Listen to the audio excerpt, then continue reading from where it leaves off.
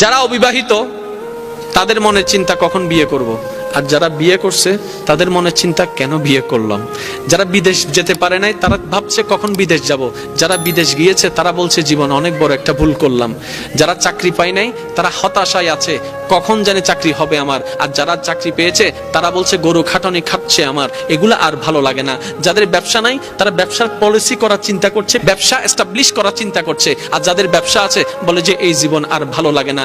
যাদের বউ নাই তারা বলে যে কখন জানি বউ আসবে আমার ঘরে, আর যাদের বউ আছে তারা বলতেছে আরে কেন যে আমি এই ফুলের মালাটা গলায় নিলাম। যাদের স্বামী নাই তারা বলে যে আমার তো কোনো কিছু নাই, আর যাদের স্বামী আছে তারা বলে যে স্বামীটা পাওয়ার চাইতে না পাওয়া অনেক ভালো। আপনি যদি একটু ঠান্ডা মাথায় খেয়াল করে দেখেন, পানেওয়ালা যারা তারাও অসন্তুষ্টি, না পানেওয়ালাও অসন্তুষ্টি, কোটিপতিও অসন্তুষ্টি, গরিবও অসন্তুষ্টি। তাহলে সন্তুষ্টি কারা? তখন ইসলাম উত্তর দেয় পাও কিংবা না পাও, যতটুক পাও, কম পাও কিংবা বেশি পাও, সর্বদা যদি সুখী থাকতে চাও, পাও না পাও সর্বদা আলহামদুলিল্লাহ বলে আল্লাহ শুকরিয়া আদায় করতে থাকো। পাইলো আলহামদুলিল্লাহ, না পাইলো আলহামদুলিল্লাহ, গেলো আলহামদুলিল্লাহ, না গেলো আলহামদুলিল্লাহ। তুমি শুধু আপন রবের প্রশংসা খুশি মনে করতেই থাকবা, তোমার অশান্তি অন্তরে আল্লাহ পাক শান্তির ব্যবস্থা করে দিবেন। বলেন সুবহানাল্লাহ।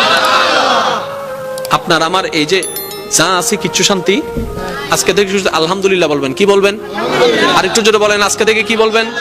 আরেকটু জোরে বলেন, আজকে থেকে আমরা কি বলবো?